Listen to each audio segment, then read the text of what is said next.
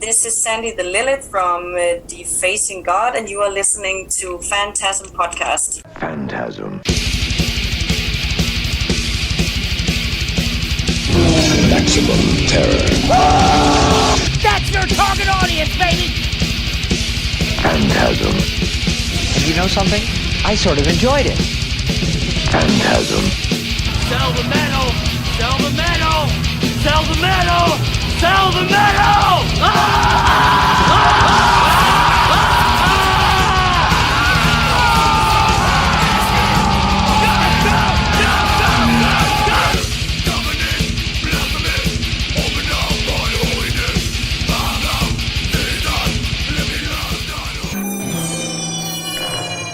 Phantasm. Hi, this is Dr. Vincent West, Medical Doctor with the FANTASM Podcast, and we have a very exciting guest today. We have Sandie from Defacing God, and their new album, The Resurrection of Lilith, is coming on September 2nd, and that's from Napalm Records. And Sandie, thank you so much for doing this interview today. Thank you for your time. Thank you so much for having me here. Really appreciate you. And what I was going to do with you is just kind of jump into this record, and we'll just kind of go track by track with it. But real quick, before we begin, I wanted to ask you, how did you become part of this band? Just briefly. I was the one who founded the band. Really? Yes. Excellent. Well, tell us all about that. Yeah, I founded Defacing God back in 2015 in company with my drummer, Michael Olsson. And but before we actually went live, we had a few obstacles when it came to band members, but we had the complete lineup, I think it was in 2017.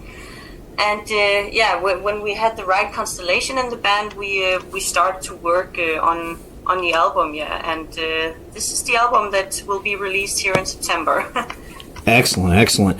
And it's a very interesting record. I'm very new to the band, as some of our listeners may be. It's really great, though, so let's just jump right into it here. What can you tell us about the opening track, Black Moon? Black Moon is, as you can see, just actually the opening of the whole album. So it works as a kind of chant. So basically, that's just what the first track is about. The opening of this whole resurrection ritual. Excellent. And then let's see, Invocation Part 1, Lilith. What can you tell us about that track too? Lilith Invocation Part 1. Actually, that is one out of 3 songs that is supposed to be, it's 3 separated songs, but actually it's one big part. So that's why they are called Invocation Part 1, Part 2, and Part 3.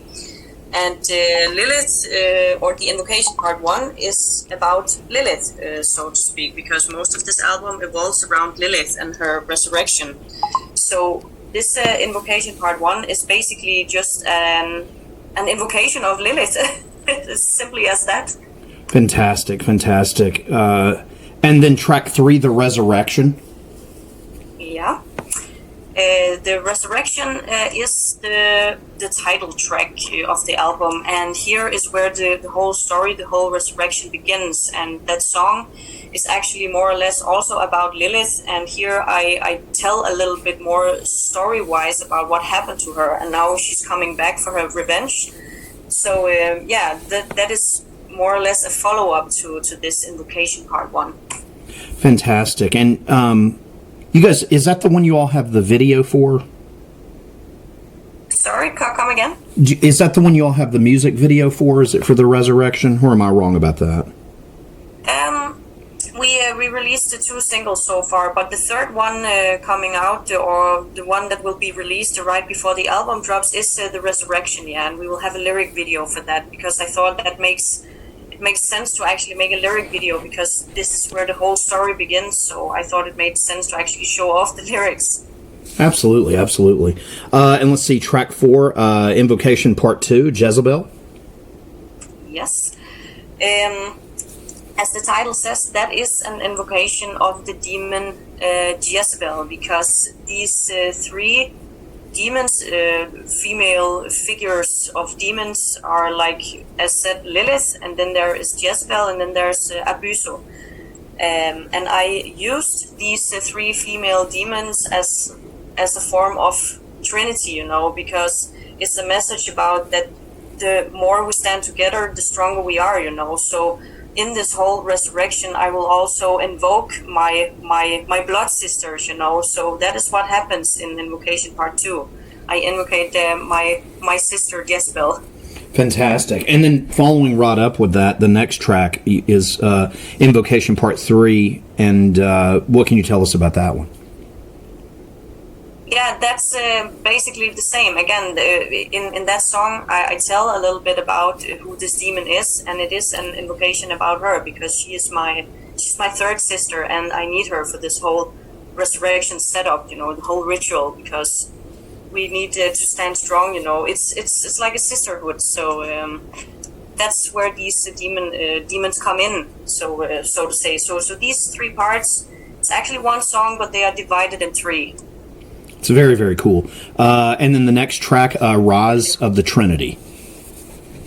Yeah. That is where the whole thing comes together.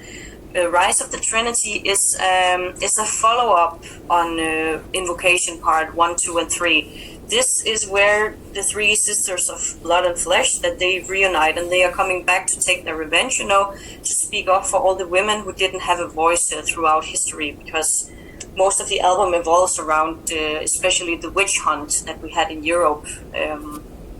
So this is also a form of catch-up, you know. So there is this line throughout most of the songs that they actually hang together in some way. Fantastic, fantastic. And then let's see, The End of Times. The End of Times, yeah. That song was the song that we just released, not that long ago, actually. And The End of Times is actually about the apocalypse, you know, because the term The End of Times is mostly used, for example, in the Bible. It's used, or you can say it's a thing that it's a term that relates to the times preceding the end of life on Earth, you know, according to different kinds of man-made religions. So it marks a time or an occurrence of a divine retribution where the world will receive its judgment, you know. And in this song, the world is seen through the eyes of Lilith. So this is actually just our way to try to put a sound to the apocalypse. I mean, if we were asked to create the sound to the apocalypse, this would be it. Perfect, yeah. Let's see, Echoes from, Fulda? Yes, exactly. Echoes from Fulda takes place in the German town, Fulda, okay. as you can hear. And it evolves around the witch Murga Bien. And this witch, or she was called a witch, she wasn't a witch, but of course she was called a witch back in the days. She were accused by a man, a bishop, I think he was back in the days. He accused her for being a witch because she stuck out, you know, and he also accused her for being pregnant with the devil himself. So she were cremated at the stake.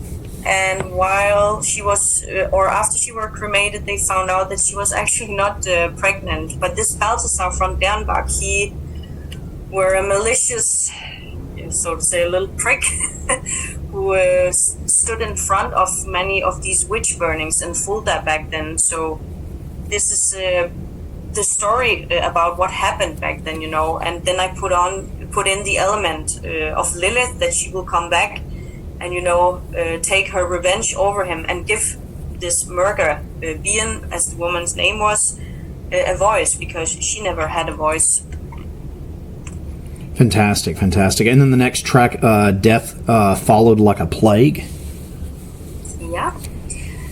Death Followed Like a Plague is actually about the very first woman ever condemned for witchcraft in Ireland. in 1324, I think it was. Yeah, it must be. It was in 1324. She was supposed to be the first woman ever accused for being a witch. And the whole thing started because she was married like 4 times. That's why I sing in the song that she's a serial monogamist, because she were married, several times. And it was not that well seen back in the days that you had that many husbands. So right before her 4th husband died, the family turned against this woman. Her name was Alice Küttler. And they accused her for being a witch because right before her 4th husband died, he changed his will to her fortune or to her benefit. So the family figured, okay, she must be a witch because all her other husband died as well. Right. But it was in a time of plague, so that was maybe the reason. But she were one of the first women accused for being a witch, and she was almost executed, but somehow she didn't come to that point.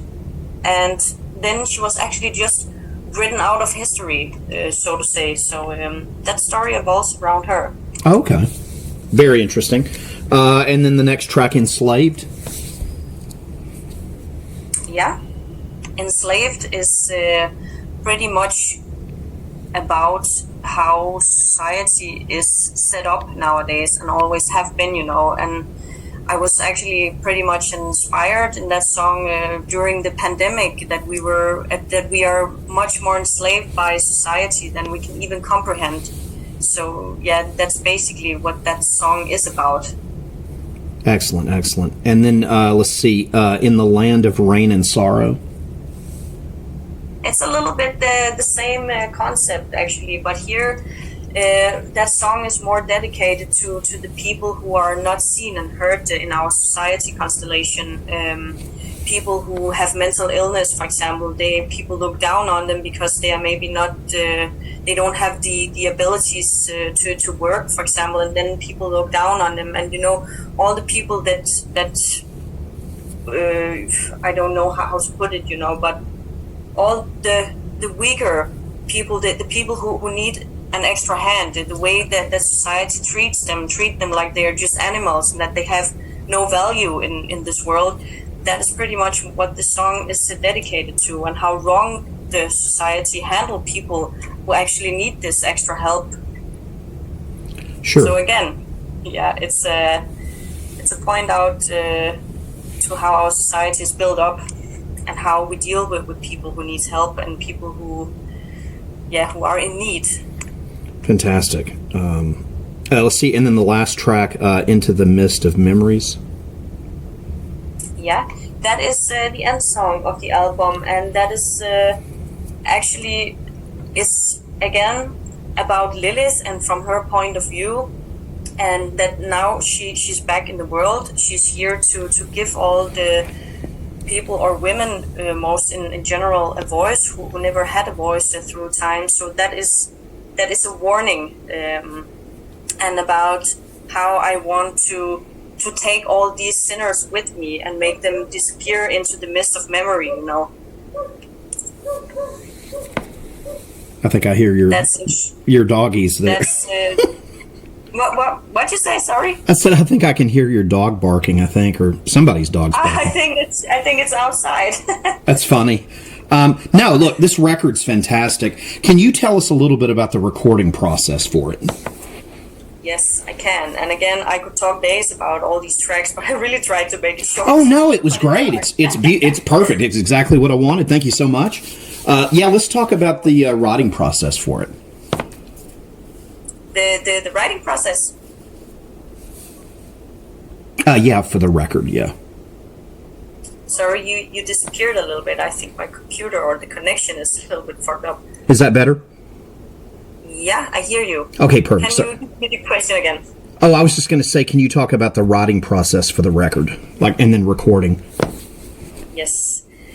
The writing process of this whole album, as you maybe already got, it was a very, very long process because, first of all, we had obstacles in the beginning when we started to create this album, and we needed the right setup in the band. And then out of a sudden, a pandemic came in, and then we signed a record deal with Napalm Records, and all these things just made huge delays on everything. And because we actually had so much time to this album, we actually changed the songs and our ideas many times during this whole process, because I think it's just the way it is with creativity. You have an idea, and then it's totally chaotic, and then you come up with new ideas, and then you just throw it in there, and then it's a mess, and out of a sudden you have a result of all that. But basically, when we write songs, or when we start to work on tracks like we did on this album, it starts out with mostly that my guitarists, they come up with a song or riff, and out from that riff, I get certain feelings, because I tend to think in pictures, and when I listen to the tracks, I get a lot of feelings, and out from that feelings there comes a lot of pictures in my head, and then I just start to write, or else it's the other way around, that I write a story, and then my guitarists, they build up a track that fits to that story, so to say. Sure. And what we do when the tracks are done, when it comes to lyrics and when it comes to drums and guitars, then we have an extra session member, Lars Winter. I like to call him session member. He's actually not a part of the band, but he's a very good friend of ours, and he's the one that we use to compose all these symphonic parts. So that is this extra layer of detail, and it's the extra layer of depth in the song. So so our whole composing process really takes time, because there are so many elements to it, So it's pure chaos, but I guess that's the way art has to be. Hey, it really works on this. And then another question I had for you: this cover is very interesting. Can you tell us about the cover for the album? Yes, I can. First of all, it's Peter Salai from Morg Paint Graphics who made this amazing cover art. I'm very satisfied with it. It's awesome. Instantly, thank you. Yeah, I'm really satisfied with it. And the good thing is that Peter, he, out of a sudden, I told him about the themes, and I told him about how I write, and he instantly just got it, So he came up with an idea, and I said, yes, let's try to go along with that. And out from that, the result came. And I was just really satisfied with this whole layout and the whole artwork, because that picture is pretty much the whole album pressed down to one picture, It's very, very cool. Is that you on the cover? It's not me, but it represents Lilith, that she's held down by society or humanity or whatever, And then out from the chest, you see her evil side comes out, because now she's ready to break free. It's very cool. Thank you. Yeah, of course. Have you guys been doing shows, or is it anything you have coming up you'd like to talk about, like show-wise over in Europe or anything? Yeah, we had a good thing going on before the pandemic came out, that we were on the road, but then out of a sudden, I said, the pandemic came and we were doing nothing for 2 years when it came to shows. We recently, actually it's a few months ago now, we had a show in Copenhagen, and regarding this upcoming album release, I'm hoping that we are starting out with a European tour in the beginning of next year, but I can actually not tell so much about it yet, because I am in the middle of landing a deal with a new booking agency, because we had to change our booking agency during the wave, because right now it's post-pandemic, so all the bands around the world, they want to get out there, so mostly all of the tour spots are already taken.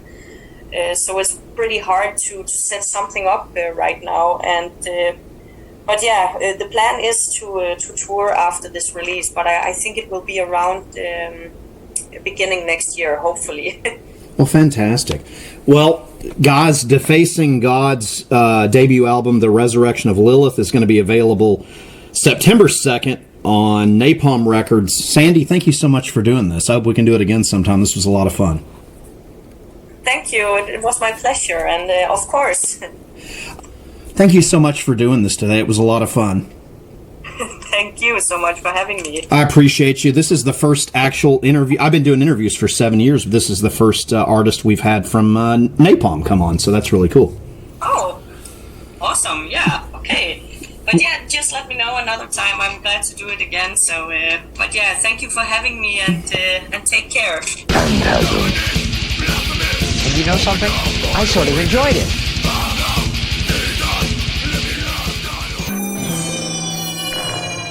Phantasm.